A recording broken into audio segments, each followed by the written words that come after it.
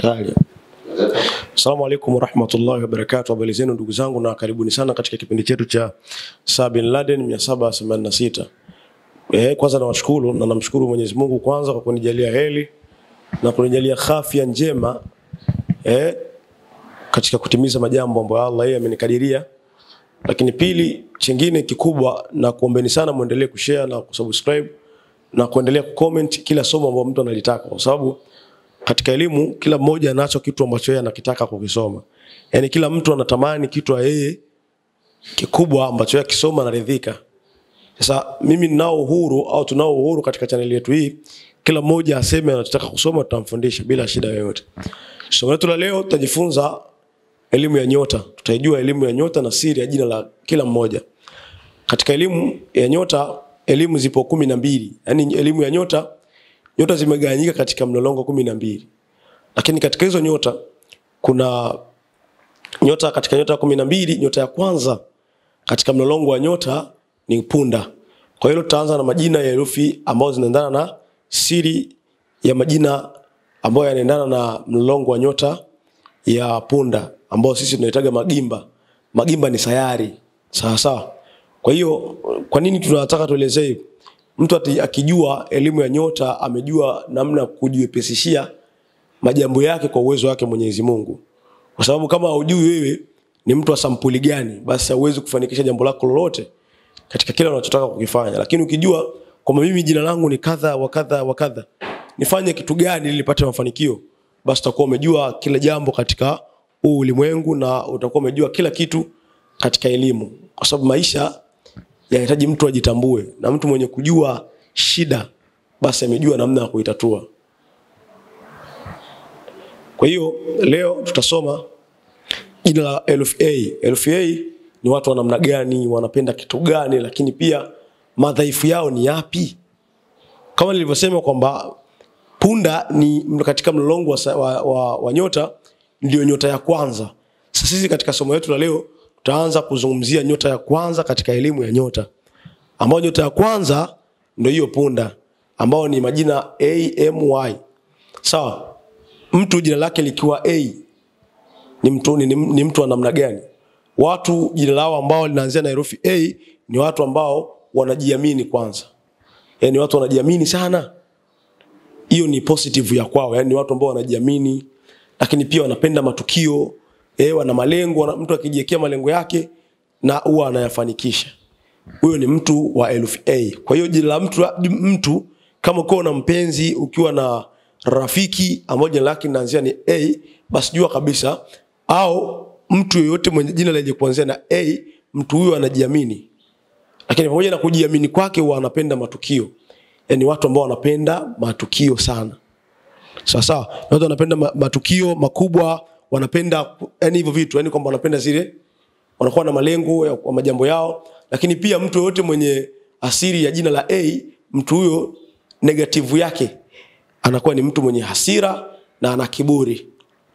Kwa hiyo ukiwa na mtu sampuli hiyo, watakiwa kwanza umkwepe. Yaani ukiona kwamba mtu huyu jina lake ni asili yake 1 2 3, kama nitajenga naye urafiki, engo gani nitapendana naye na engo gani nitamkorofisha, na engo gani nikikaa naye inabidi nijiepushe naye. Hiyo ndo maana halisi ya jina la A. Positive yao ni watu wanajiamini sana, wana malengo na wanatamani kuyafikia malengo yao. Lakini negative ya hao watu wenye jina lenye kuanzia na A huwa ni watu ambao wana hasira na wana kiburi. Ni mtu ambaye anajiona yeye ni yeye, ni mtu ambaye anajifakharisha kwamba yeye hakuna mwingine zaidi ya kwake. Pia mjuzi zaidi ni Mwenyezi Mungu, lakini watu wenye herufi A ni watu wenye kiburi, ni watu wenye hasira. Sawa sawa. Tutakuja katika jina la pili ambao ni M. Sawa sawa. Watu wenye asili ya jina la M kwanza ni wachapakazi. Yaani mtu ambayo mchapakazi, yani ni mtu ambaye yeye anapenda kufanikisha majambo yake. Na bahati nzuri ya watu wenye majina ya M, wanapambana kufanya kazi na wanachapa kazi, lakini pamoja na kupata kuchapa kazi ni watu ambao wenye kuleta mafanikio katika jamii yao. Ni watu ambao wenye kufanya majambo katika jamii yao inakuwa na mafanikio, ni watu ambao wanaleta, kifupi wanaleta mafanikio, na ni watu wapambanaji, ni wachapa kazi. Kwa mtu kafanya jambo basi wanafanya kweli na analipambania kweli mpaka linatimia jambo lake. Ni mchapakazi, lakini pia wao watu pamoja na kuchapa kazi na kufanya vitu vao vote huwa wanapata mafanikio. Unaweza ukafanya kazi na unaweza ukapambana sana lakini usifanikiwe. Lakini kuna watu wanaweza wakapambana kidogo, wakachapa kazi kidogo lakini wakafanikiwa. Sawa, negative hiyo ni positive ya mtu mwenye herufi M. Lakini chanya yake, mtu mwenye herufi M hasi yake kwanza ni mropokaji, anapenda kuropoka, ni mtu ambaye hana subra katika uongeaji, yani ni mtu mropokaji. Lakini pia ukiwa na rafiki yako yote mwenye jina la kuanzia na M, jiepushe sana na huyo mtu kwa sababu mtu huyo ni mwepesi kukasirika. Yaani jiepushe na matani yale. Yeye anapenda atanie, lakini yeye ukimtania huenda akakasirika haraka. Yaani ni watu ambao wepesi kukasirika.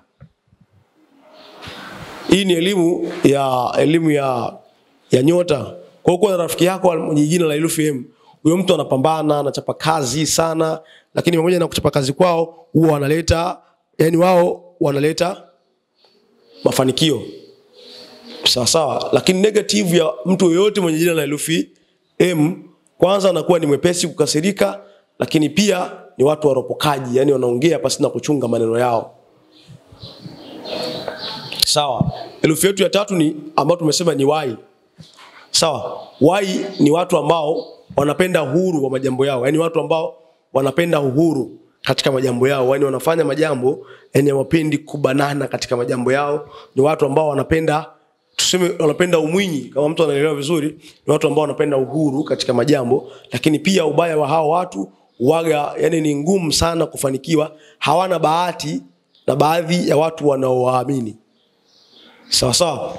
Hizi ni uchache wa positive wa jina herufi A M Y, na ndio herufi ya kwanza katika mlolongo, na ndio nyota ya kwanza katika mlolongo wa nyota 12. Sawa. Mtu akikwambia jina lako A M Y atakuuliza nyota yako ni aina gani. Katika elimu ya tibi, mtu sahihi ukimwangalia nyota kwa usahihi ambao anajua kabisa nyota utaipata kwa usahihi, na kuambieni sasa hii ni siri. Ili upate jina la mtu na nyota yake usahihi, tumia jina lake. Usitumie tarehe, usitumie kalenda, usitumie chochote, tumia jina lake, herufi yake ya kwanza. Hata watu wa zamani walikuwa wakitaka kufanya majambo yao, wanauliza jina la mtu. Huyo mtu nataka tumfanyie jambo, jina lake ni nani? Ataambiwa kama ni Halima, kama ni Mwajuma, kama ni nani. Wanatumia herufi ya kwanza. Hujawahi kwenda kwa mtaalamu yoyote duniani, wale wataalamu wakali ambao walikuwa na maajabu makubwa, masharifu wale, walikuwa watumii tarehe. Wasema nataka hivi, nataka nimtibie mtu, jina lake tarehe ngapi? Hii uaga muda mwingine unaweza kumkosa mtu ambao unamkusudia. Lakini fasiri sahihi ya watu, wao siku yao ya bahati kwanza, mtu wa AMY siku yake ya bahati inakuwa ni Jumanne. Ukimsikia mtu anakuambia Jumanne ni siku mbaya, siku mbaya sio kwa kila mtu. Na siku mbaya haina maana kwamba kila mtu yeye Jumanne ni siku yake mbaya. Hii imeitwa siku mbaya, watu wameinukuu vibaya. Hii siku mbaya kwa sababu hakuna siku mbaya, ila kuna siku, yani zipo siku ambapo mtu akifanya jambo lake linaenda vizuri. Hiyo ndio inaendana na nyota yako.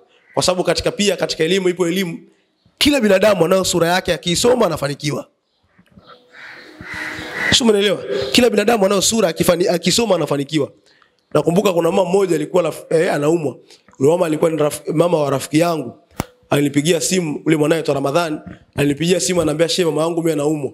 Nikamwambia ingia katika Qur'ani, msomee, akanitaja majina yake kwanza.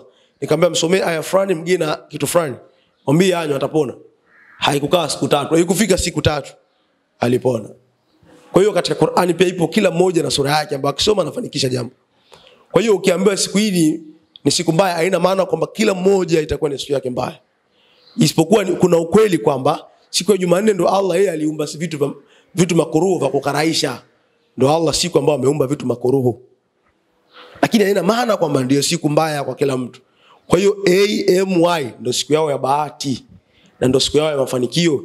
Hata akienda akiomba kitu kwa mtu akapata, hata kama anataka kitu chochote kwa mtu yote kile anafanikisha, kwa sababu ndo siku yake ya bahati. Inaanzia saa 1 na mpaka saa 8. Yani ni yaumul mirikh.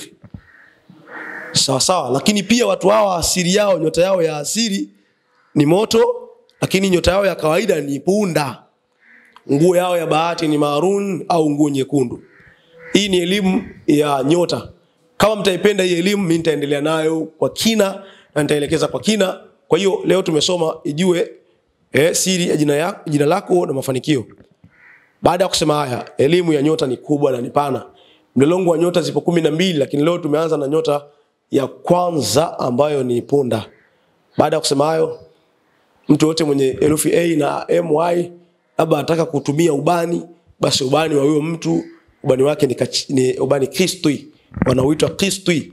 Huu ubani Kristwi, kuna baadhi ya watoto zao ambao vikojozi wanakojoa vitandani, huwa ukiwachemshia wanakinywa hawakojoi tena mpaka Allah yeye atapokadiria.